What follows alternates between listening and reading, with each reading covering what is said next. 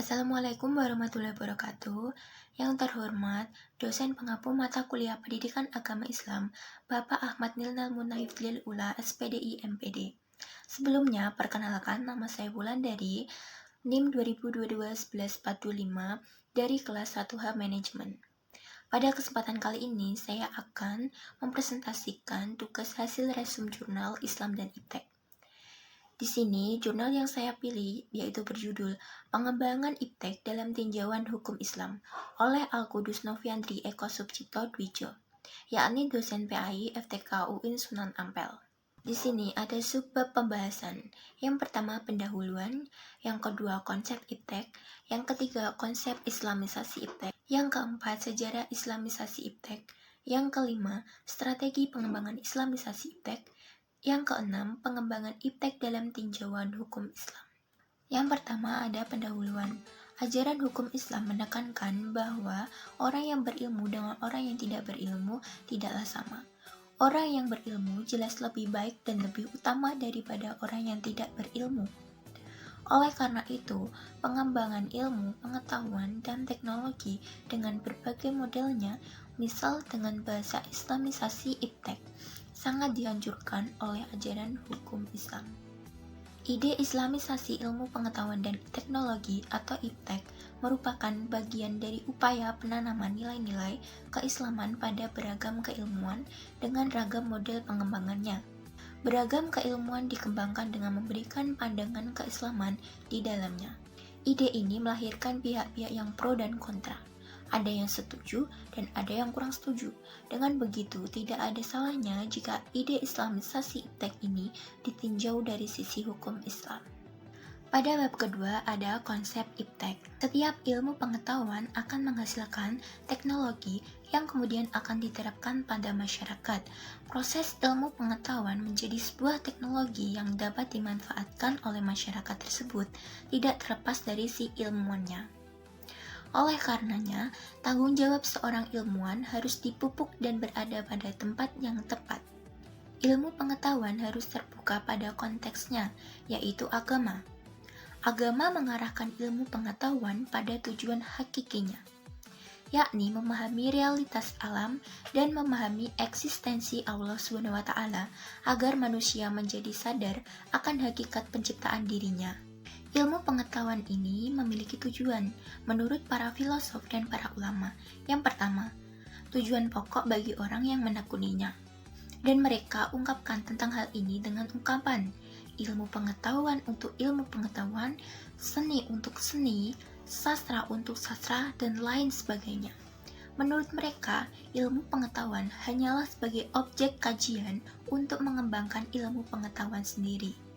Yang kedua, upaya para peneliti atau ilmuwan menjadikan ilmu pengetahuan sebagai alat untuk menambahkan kesenangan manusia dalam kehidupan yang sangat terbatas di muka bumi ini.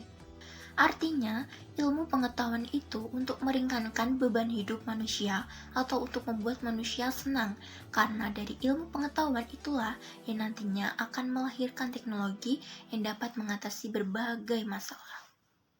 Yang ketiga, ilmu pengetahuan sebagai alat untuk meningkatkan kebudayaan dan kemajuan bagi umat manusia secara keseluruhan. Yang ketiga ada konsep Islamisasi Iptek. Islamisasi ilmu pengetahuan dan teknologi atau Iptek adalah sebuah program yang berupaya memecahkan masalah-masalah yang timbul karena perjumpaan antara Islam dengan sains modern sebelumnya.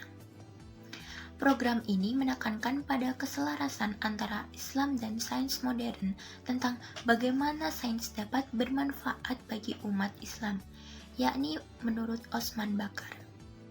Nah, tentunya Islamisasi Iptek ini memiliki sejarah, yakni Wan Nurwan Daud menyatakan proses Islamisasi Iptek telah berlangsung sejak masa permulaan Islam hingga zaman sekarang ini. Pada masa pemerintahan Daulah Bani Abbasiyah sekitar abad ke-8 Masehi. Proses Islamisasi ilmu ini berlanjut secara besar-besaran, yaitu dengan dilakukannya penerjemahan terhadap karya-karya dari Persia dan Yunani yang kemudian diberikan pemaknaan ulang, disesuaikan dengan konsep agama Islam. Kemudian, ide Islamisasi ilmu pengetahuan ini dimunculkan kembali oleh Syed Hussein Nasr, pemikir Muslim Amerika kelahiran Iran tahun 60-an. Dia menyadari akan adanya bahaya sekularisme dan modernisme yang mengancam dunia Islam. Gagasan tersebut kemudian dikembangkan oleh Naqib al-Atas sebagai proyek Islamisasi yang mulai diperkenalkannya pada konferensi dunia mengenai pendidikan Islam yang pertama di Makkah pada tahun 1977. Gagasan awal dan saran-saran konkret yang diajukan al-Atas mengundang berbagai reaksi dan salah satunya adalah Ismail Raji al-Faruqi dengan agenda Islamisasi ilmu pengetahuannya. Sampai saat ini, gagasan Islamisasi ilmu menjadi misi dan tujuan terpenting atau raison d'être bagi beberapa institusi Islam seperti International Institute of Islamic Thought atau IIIT, International Islamic University Malaysia IIUM, Akademi Islam di Cambridge, dan International Institute of Islamic Thought and Civilization ISTEC di Kuala Lumpur. Yang kelima ada strategi pengembangan Islamisasi IPTEK. Untuk mengaplikasikan Islamisasi ilmu dapat dimulai dari level ilmu yang ada di perguruan tinggi. Level TK sampai SMA juga penting, tapi mereka sebenarnya bergantung pada guru-guru yang mengajar mereka. Guru yang mengajar TK sampai SMA semuanya produk dari perguruan tinggi. Penulis-penulis buku juga kebanyakan dibuat oleh lulusan perguruan tinggi. Jadi, walaupun targetnya sekolah dasar, yang harus diubah pertama adalah guru-gurunya. Ini yang keenam, ada pengembangan IPTEK dalam tinjauan hukum Islam. Yang pertama, IPTEK dalam Islam dikembangkan dalam kerangka tauhid atau teologi.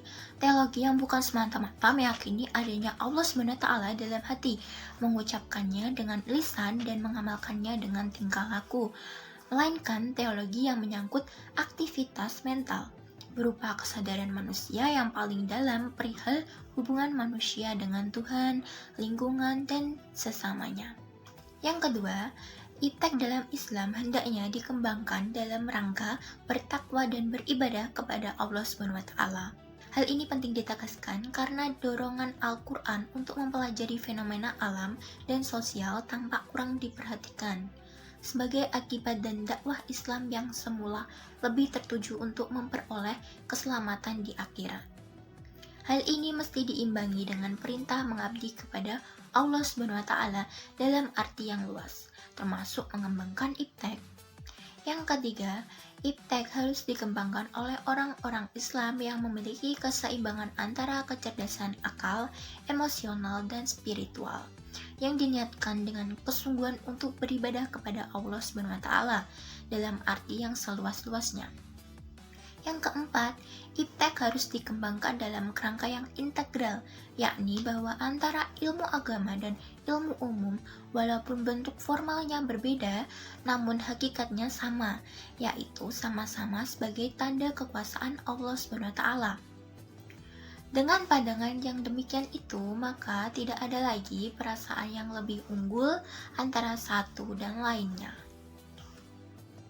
Nah, dengan menerapkan keempat macam strategi pengembangan ilmu pengetahuan tersebut, maka akan dapat diperoleh keuntungan yang berguna untuk mengatasi problem atau masalah kehidupan masyarakat modern sebagaimana tersebut di atas.